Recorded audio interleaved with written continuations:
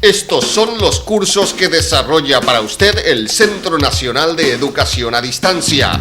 Aprenda la tecnología automotriz con los cursos de mecánica, electricidad y electrónica del automóvil e inyección electrónica. Incluyen diagnóstico y reparación. Con el curso de mecánica de motos, entre en el mundo de las dos ruedas y aprenda a dar servicio y mantenimiento a motocicletas. Con procedimientos claramente desarrollados en video, en el curso de instalaciones eléctricas aprenderá a realizar instalaciones paso a paso. En refrigeración y aire acondicionado, conocerá el servicio de aire acondicionadores, refrigeradores y cámaras frigoríficas. En instalaciones sanitarias aprenderá acerca del suministro de agua, materiales y sistemas de desagüe. En cerrajería, un curso con detalle paso a paso de los procedimientos. Con los cursos de electrónica digital, radio, TV, video y reparación y mantenimiento de computadoras, aprenderá las técnicas de reparación, armado y mantenimiento. Con el curso de soldadura aprenderá soldadura eléctrica, oxiacetilénica, TIG, MIG-MAG y corte plasma. En el curso de construcciones aprenderá a realizar obras de pequeña y mediana envergadura. Con los cursos de producción de hortalizas, frutales y plantas de jardín, usted se capacitará en los procesos de cultivo y producción. El área de educación inicial le trae 3 cursos muy importantes: educadora preescolar, babysitter y educación especial, para trabajar con niños de forma profesional. En el área de estética integral, el curso de peluquería y estética capilar le enseña las técnicas básicas para iniciarse en esta profesión. También puede realizar los cursos de maquillaje, cosmetología, estética corporal, depilación, manicuría y digitopuntura, que con las demostraciones prácticas paso a paso en video aseguran el aprendizaje. Con los cursos de diseño y confección de vestimenta, aprenda a diseñar y confeccionar una variada gama de prendas. La elaboración de platos internacionales y los secretos de la repostería los aprenderá con los cursos de gastronomía y repostería y decoración de tortas. Con el curso de servicios de hotelería, aprenda atención al huésped, servicio de sala y housekeeping. El curso de barman y sala le enseña los secretos de la preparación de los tragos más consumidos y el servicio gastronómico. En el área empresarial, aprenda publicidad, marketing, ventas, atención al cliente y secretariado administrativo con 2 cursos muy completos. Y si le fascinan los medios de comunicación, el curso de periodismo es para usted. El área idiomas, un curso de inglés con una novela subtitulada, libros y mucho más para aprender divirtiéndose. Con los cursos de computación, aprenderá el manejo de una variedad de aplicaciones para PC. Centro Nacional de Educación a Distancia. Capacitación a la medida de sus necesidades. Pida más información acerca de estos cursos.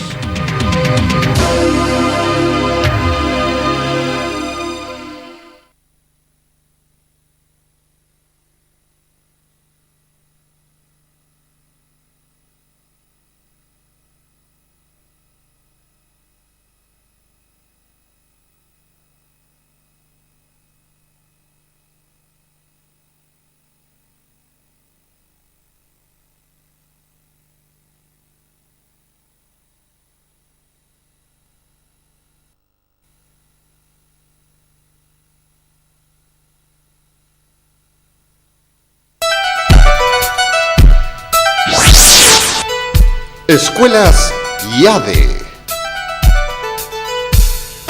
presenta curso de electrónica industrial.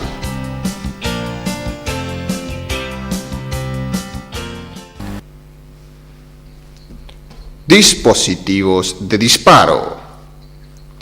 Este capítulo pretende el análisis práctico de los dispositivos semiconductores utilizados como interruptores de accionamiento electrónico y son muy empleados en la práctica actual. Entre estos dispositivos hay el DIAC, el SCR o tiristor y el TRIAC.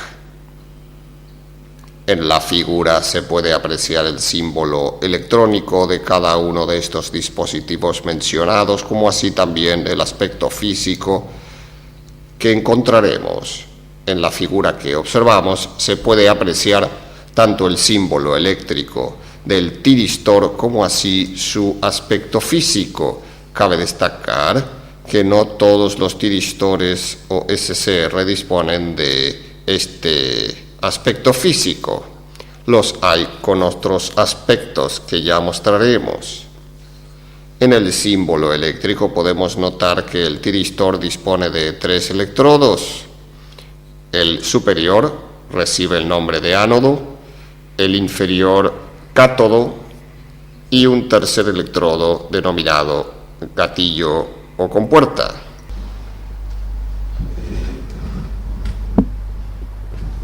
A continuación, mostramos el aspecto físico que tiene un tiristor en la práctica real. Como pueden ver, existen tiristores de baja potencia y también de alta potencia, pero siendo de baja o de alta potencia, los tres disponen de los 3 electrodos antes señalados. Identificación de los terminales de un tiristor. Para la identificación de los mismos, debemos considerar ciertos aspectos. Por ejemplo, considerar que el tiristor tiene 3 terminales o electrodos denominados ánodo, cátodo y gatillo, tal como se aprecia. De tal modo que si realizamos mediciones con el ómetro, vamos a percatarnos que siempre a medir entre ánodo y cátodo en uno y otro sentido, el instrumento acusará una infinita resistencia. Esto se debe a que el voltaje de ruptura que posee el tiristor es bastante alto. En el caso del tiristor con el cual estamos realizando las pruebas, este posee un voltaje de ruptura de 200 volts. Esto significa que cuando al tiristor se le aplica un voltaje directo superior a estos 200 volts, automáticamente él se pone en conducción. Pero con todo nivel de voltaje directo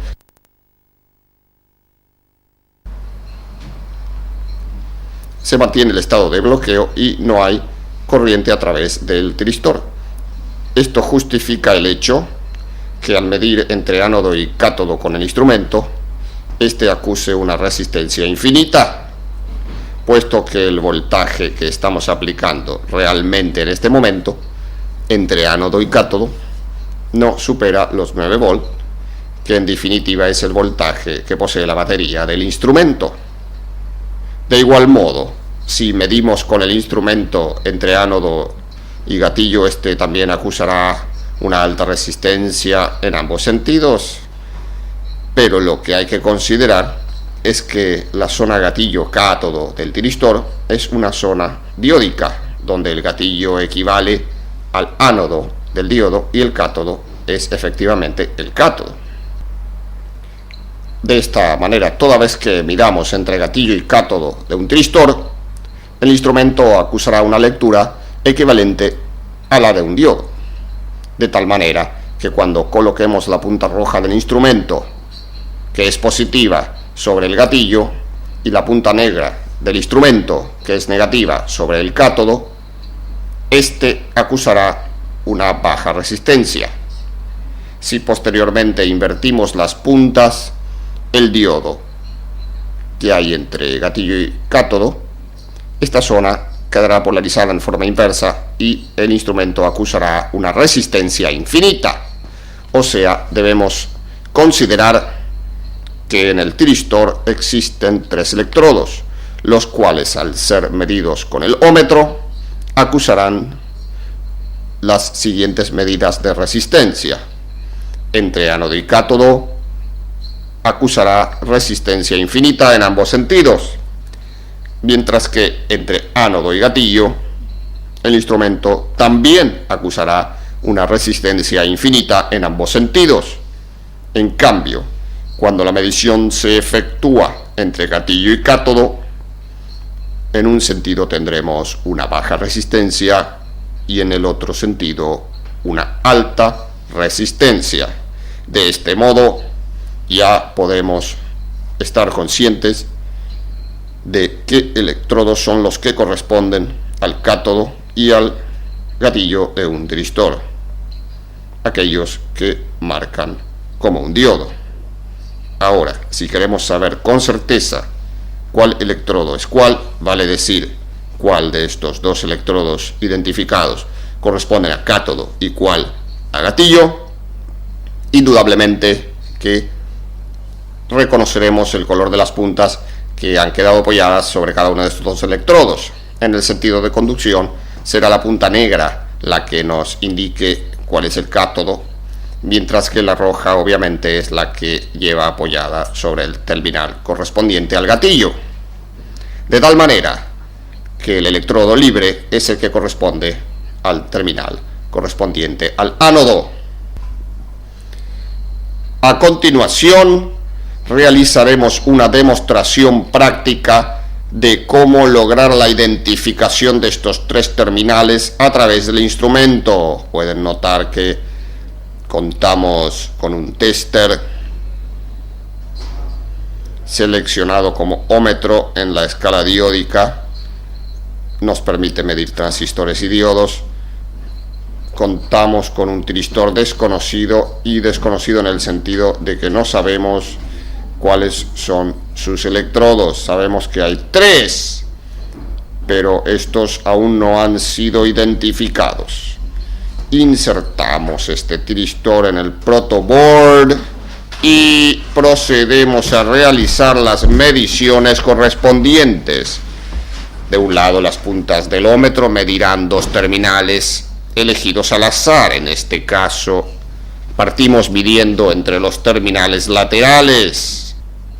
Al medir en un sentido, podemos apreciar que el instrumento acusa resistencia infinita. Al invertir las puntas, también indica lo mismo. Esto nos da la pauta que los dos electrodos que estamos midiendo o corresponden a ánodo cátodo o a ánodo G, lo que quiere decir que estos dos han quedado descartados. Volvemos a repetir la medición sobre dos electrodos diferentes, entre el central y el lateral derecho. Realizamos la medición y podemos observar que en un sentido hay resistencia infinita y que en el otro sentido también sigue marcando resistencia infinita, lo que implica que estos dos electrodos también quedan descartados. Esto significa que estos dos electrodos o corresponden a ánodo cátodo o a ánodo G. Vamos a hacer una última medición entre el electrodo central y el izquierdo.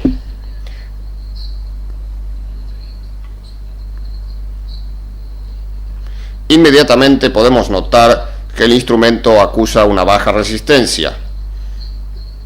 Invertimos las puntas, el instrumento acusa una infinita resistencia.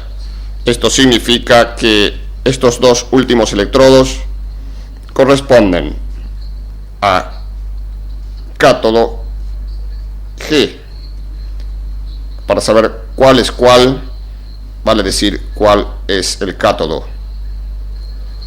y cuál es el G, repetimos la medición de tal forma que en el sentido de conducción, vale decir cuando el instrumento acusa la baja resistencia, será la punta de color negro la que nos indique cuál es el gatillo, y obviamente la punta roja la que nos señala el cátodo, de tal forma que ya tenemos identificados dos de los tres terminales. El terminal central, donde está apoyada la punta negra, en el sentido de conducción corresponde al gatillo. El terminal lateral izquierdo corresponde al cátodo y el terminal lateral derecho es el que por lógica corresponde al ánodo.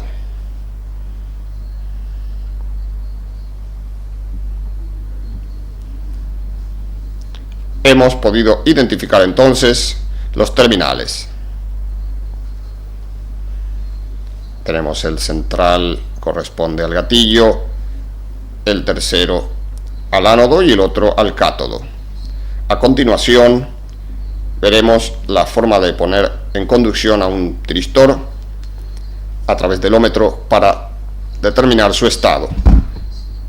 Si nos basamos en la siguiente figura, podemos comprender que un tiristor se encuentra polarizado en forma directa cuando el positivo de una fuente de alimentación queda aplicado sobre el ánodo y el negativo de una fuente de alimentación queda aplicado sobre el cátodo. Si este voltaje directo aplicado sobre el tiristor es superior a los 200 volts de ruptura que éste tiene, es comprensible entonces entender que el tiristor se pondrá en conducción existiendo circulación de corriente a través de él. Pero si esta prueba la realizamos aplicando un voltaje entre ánodo y cátodo inferior a estos 200 volts, el tiristor permanecerá en estado de bloqueo. La única manera de ponerlo en conducción es mediante la aplicación de un pulso positivo en el gatillo. Si aplicamos este concepto sobre el tiristor que tenemos insertado en el protoboard, en el cual se conocen sus terminales, podemos llegar a la siguiente conclusión. Tomemos el ómetro en la escala por 1 del ómetro y polaricemos la zona cátodo-ánodo del tiristor en forma directa, lo cual se consigue aplicando la punta roja del instrumento sobre el cátodo y la negra del instrumento sobre el ánodo. De esa manera el tiristor queda polarizado en forma directa. Podemos notar que el instrumento acusa una resistencia infinita, y esto obviamente es comprensible puesto que el voltaje que estamos aplicando entre ánodo y cátodo es apenas no superior a 9 volts, y el tiristor en cuestión tiene un voltaje de ruptura de 200, vale decir que con voltajes inferiores a 200 volts permanece en estado de bloqueo. De este modo podemos notar que el tiristor no entra en conducción, y la única forma de hacerlo entrar en conducción es aplicando un pulso positivo al gatillo. Para lograr esto hay que tomar la punta negra que está aplicada sobre el ánodo y, sin despegarla del ánodo, se aplica sobre el gatillo. Con ello se estará aplicando un pulso positivo a la compuerta y el tiristor se pondrá en conducción. Luego hay que retirar la punta negra que es positiva del gatillo, pero sin despegarla del ánodo, para lograr verificar si el tiristor se mantiene o no en conducción. A través del instrumento se puede notar que el tiristor sí está en conducción, y esa conducción se logró a través de este pulso positivo aplicado sobre la compuerta, de tal manera que ahora el tiristor ya está en conducción, a pesar de que el voltaje aplicado entre cátodo y ánodo no supera los 200 volts. Esto significa que el gatillo es fundamental para poner en conducción a un tiristor cuando el voltaje de ruptura aplicado entre ánodo y cátodo es inferior a lo que él necesita para conducir. El hecho de que el tiristor se haya puesto en conducción a través de esta prueba nos señala que el dispositivo se encuentra en perfectas condiciones. El siguiente circuito le permitirá conocer las características del tiristor. En el esquema electrónico que mostramos a continuación podemos observar los siguientes componentes. El interruptor S1 actúa como interruptor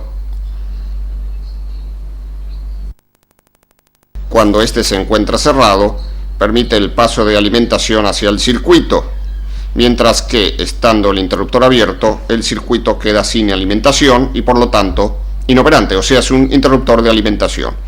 El pulsador este de aquí permite aplicar un pulso positivo a la compuerta a través de las resistencias de 330 ohm y 1 kilo ohm que conforman el divisor de tensión.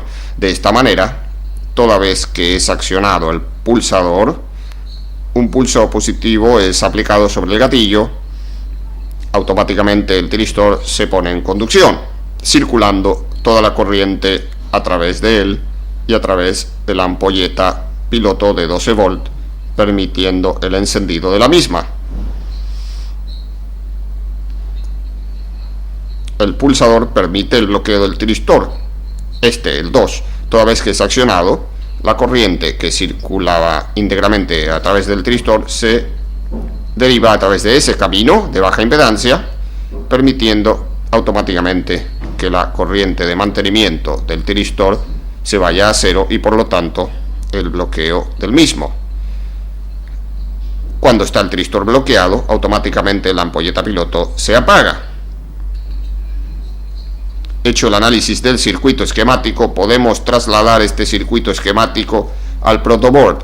Pueden apreciar que en este protoboard ya el circuito ha sido armado. Aquí podemos notar la presencia del interruptor S1, que es el que permite la alimentación del circuito, la presencia del pulsador P1, que es el que permite el disparo, la conducción del tiristor, y el pulsador P2, que es el que permite el bloqueo del tiristor. También podemos ver la lámpara que vemos aquí. Ahora bien, el circuito lo estamos alimentando a través de una fuente de 9 volts continuos. Un pulso positivo es aplicado sobre el gatillo con el P1 y este inmediatamente inicia su conducción, el tiristor, por lo cual podemos notar en el protoboard que se enciende la lámpara. Nótese que el encendido de esta lámpara se produjo en el mismo instante de accionar el pulsador P1.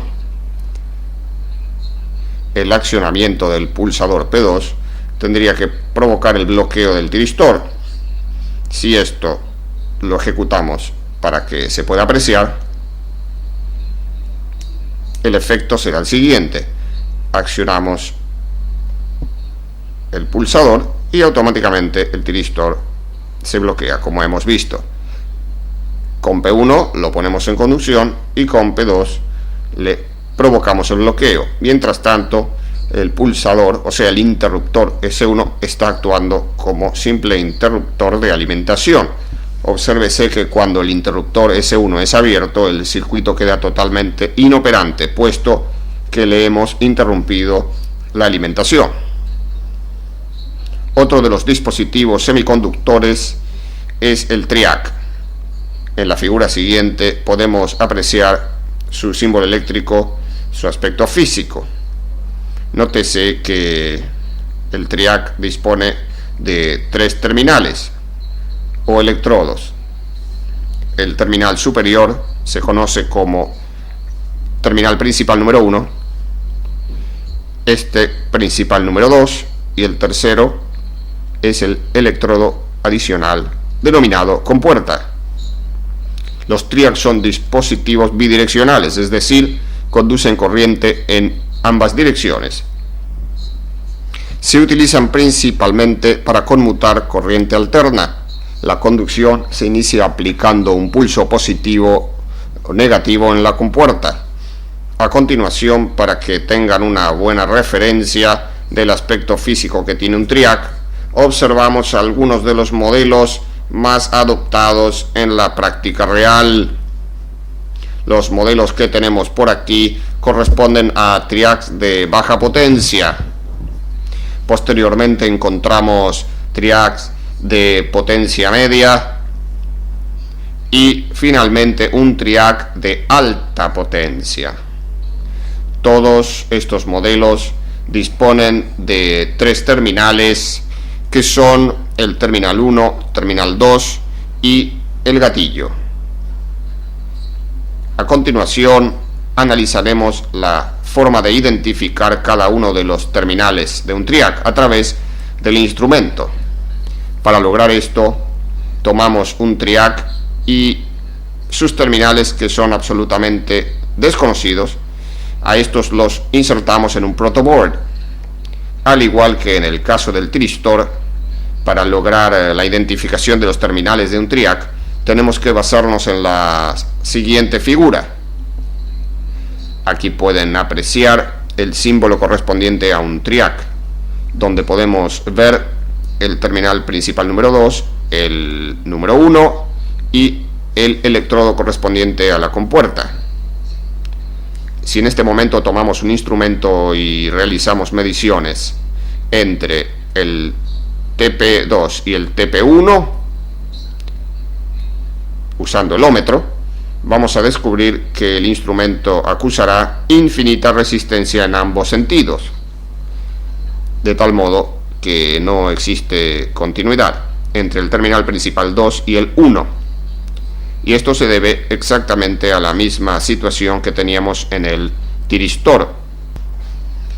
¿Cuál es esta situación? Que el tiristor y el TRIAC tienen un voltaje de ruptura. El TRIAC que estamos empleando aquí tiene un voltaje de ruptura de 400 volt. Esto implica que para hacerlo conducir debiéramos aplicar entre el terminal 2 y el 1 un voltaje superior a estos 400 volt. Como la prueba la estamos realizando a través de un tester usado como ómetro, la batería de este instrumento es de 9 volts, o sea que el voltaje máximo que estamos aplicando entre el 2 y el 1 es apenas de 9 volts, lo que implica que el TRIAC jamás se puede o se podrá poner en conducción. De igual manera, si realizamos la medición entre el terminal número 2 y el gatillo, el instrumento también nos acusará una resistencia infinita en ambos sentidos.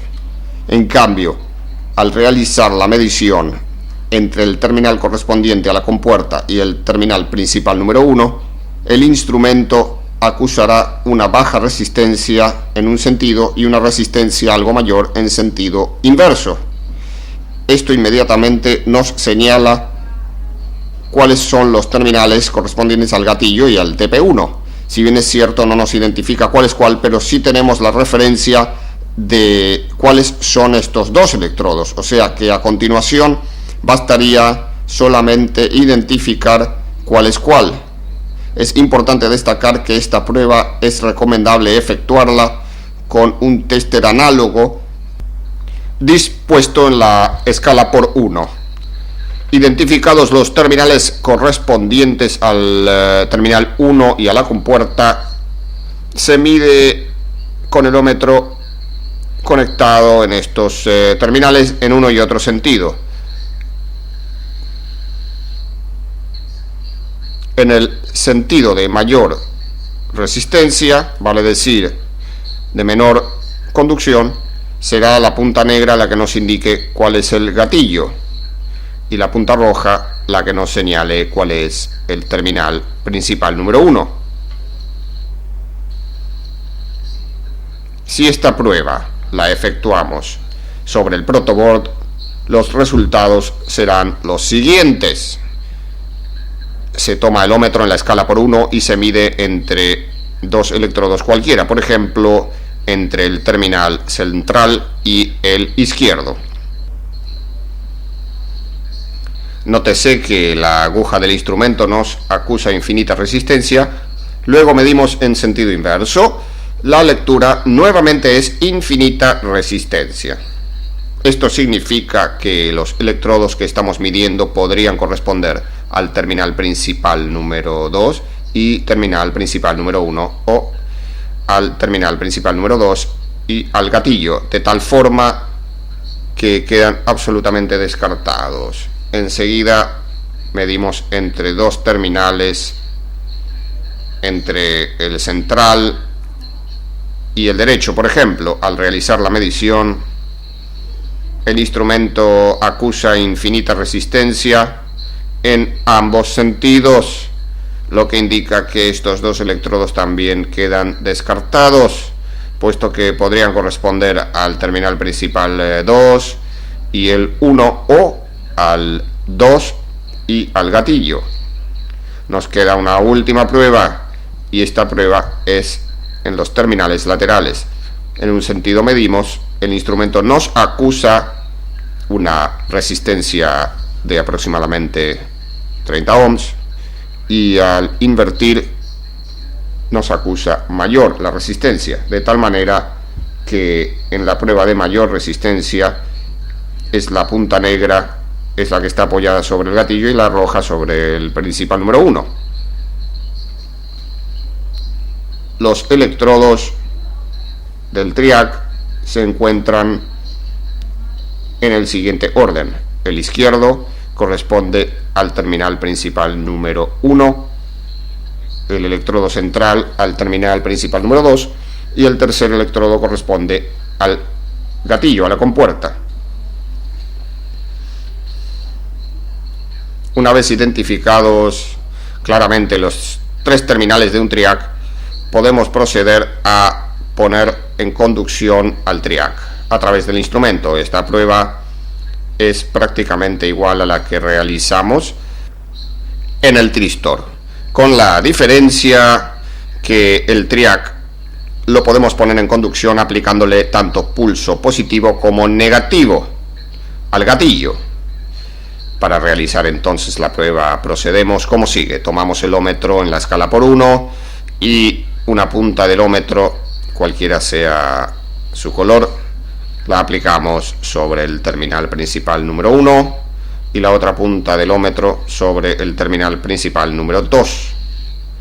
Es indudable que se puede apreciar a simple vista que el TRIAC no conduce, no hay corriente a través de él, se encuentra bloqueado, puesto que el voltaje que estamos aplicando a través de las pilas del instrumento es bastante inferior al voltaje de ruptura que tiene el dispositivo. De tal manera que tomamos la punta negra, que es la que está aplicada sobre el terminal principal número 2, y sin despegarla del terminal principal número 2, la apoyamos sobre la compuerta. Bajo estas condiciones vamos a notar inmediatamente que el TRIAC se pone en conducción. Entonces esto se puede ver a través de la deflexión de la aguja del instrumento, pero sin despegar la punta negra del electrodo correspondiente al terminal principal número 2. Una vez puesto en conducción el TRIAC, retiramos la punta negra de la compuerta, pero sin despegarla del electrodo correspondiente al terminal principal número 2, y se puede observar que el TRIAC se mantiene en conducción.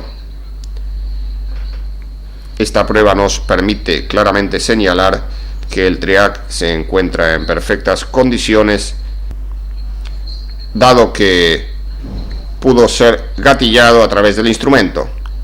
Una variante del TRIAC es el DIAC, el cual no posee compuerta y se dispara por avalancha,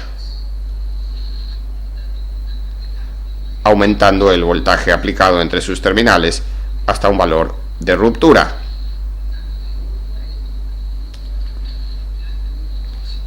Los DIAC se utilizan principalmente como instrumentos de disparo de los TRIAC, e incluso algunos TRIAC traen incorporados un DIAC en serie con la compuerta. Una de las aplicaciones importantes que se le puede dar a un TRIAC, entre otras, está en los denominados controles de luminosidad, más conocidos como dimmers. Al ensamblar este proyecto se obtiene un circuito que permite controlar la cantidad de potencia con la cual se ilumina una carga de corriente alterna. Aquí vamos a conectar una lámpara incandescente. También se puede utilizar en otros aparatos como el motor de un taladro, por ejemplo. El control de iluminación se conoce popularmente como dimmer y sirve para controlar la intensidad con que ilumina la lámpara incandescente, lo cual es muy útil porque permite adecuar la luz de un ambiente para cada ocasión. Su funcionamiento se explica basado en el diagrama esquemático que se muestra en la figura siguiente. El circuito está formado por varios componentes importantes. El primero de ellos es el TRIAC, el cual actúa como un interruptor que se cierra cada vez que recibe un impulso. aquí, en la compuerta. A partir de ese momento la corriente puede circular a través de los terminales principal 1 y principal 2, y de esta manera se puede alimentar la carga con que está conectada al circuito. La forma de controlar la cantidad de potencia que se aplica en dicha carga consiste en hacer que el disparo o activación del triac se haga durante más o menos tiempo. Así se tiene mayor o menor voltaje promedio aplicado sobre la misma. Para controlar los tiempos de activación del triac se tiene un circuito formado por resistencias y condensadores, los cuales funcionan junto a un circuito integrado. Para proceder al armado de este circuito se requieren los materiales que están indicados en el esquema. Nótese que la salida de este integrado se lleva a cabo a través del pin 8. Dicha salida excita a la compuerta de un triac a través de una resistencia de 100 ohm y de un diodo 1N4148. Al conmutarse en conducción el triac, se logra el encendido de la lámpara, y este encendido puede ser graduado a través del grado de conducción que se le dé al triac, de tal manera que variando el grado de conducción del triac logramos variar el grado de luminosidad de la lámpara. Para lograr el armado de este circuito necesitamos una placa de circuito impreso previamente preparada.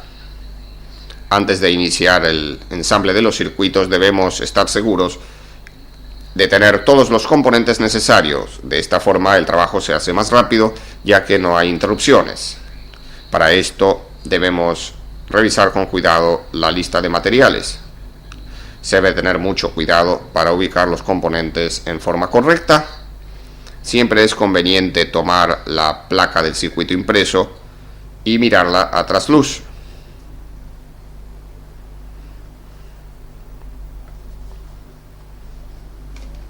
De tal forma que se trasluzca cada una de sus pistas y podamos obtener una perfecta visión de dónde montar cada componente.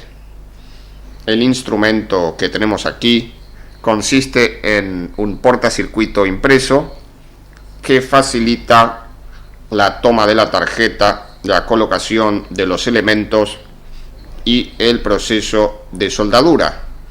Para facilitar la lectura del código de color de las resistencias para verificar si las soldaduras han quedado en perfectas condiciones, también aquí viene una lupa que permite un aumento de la visión por parte del técnico que está realizando el montaje. En este caso, el componente principal que vamos a montar y que nos servirá como referencia para el montaje del resto de los componentes es la base de 8 pines, la cual deberá ser instalada sobre la tarjeta del circuito. Una vez que ha sido montada la base de 8 pines sobre la tarjeta, volteamos la tarjeta como se pueden ver y procedemos a realizar la soldadura. Para realizar esta soldadura siempre conviene hacerlo por los pines de punta, vale decir, soldamos un pin de este modo y luego en el otro extremo realizamos la misma operación para fijar primeramente la base sobre la tarjeta. En este punto hay que extremar las medidas de cuidado para no aplicar excesiva cantidad de soldadura sobre las pistas, puesto que un recalentamiento de la pista puede provocar su deterioro. Además, no hay que exceder el tiempo de puesta del cautín del soldador sobre la tarjeta. Siempre soldador quieto, aplicamos soldadura, retiramos y ya el trabajo queda hecho.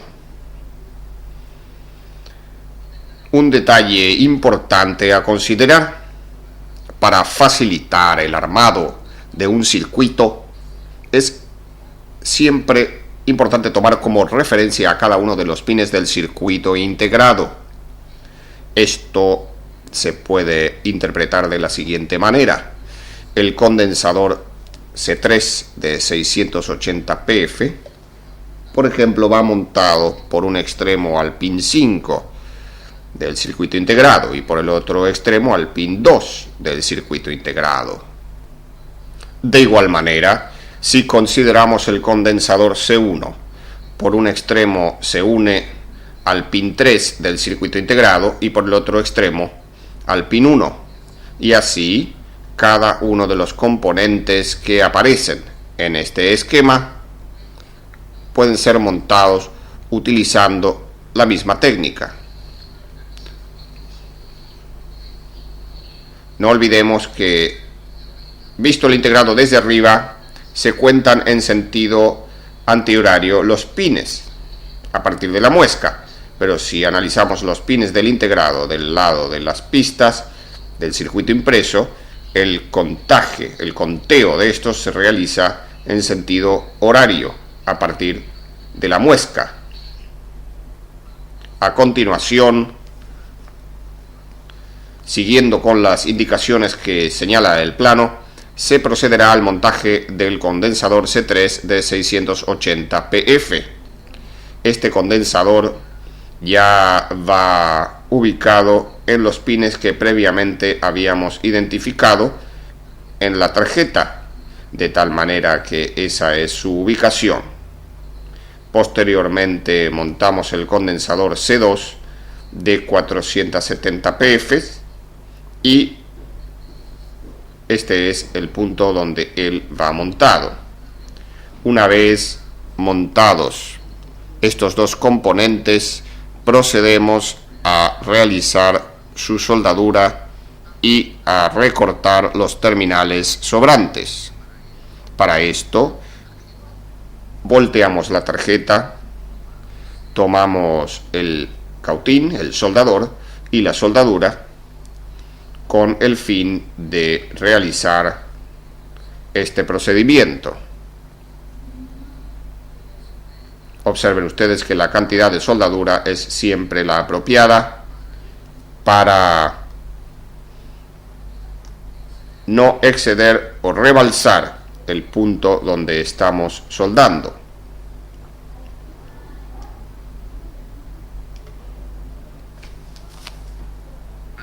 Allí está desarrollado el proceso. Una vez realizada esta soldadura, simplemente recortamos los terminales sobrantes. Ese es el proceso de trabajo para este caso.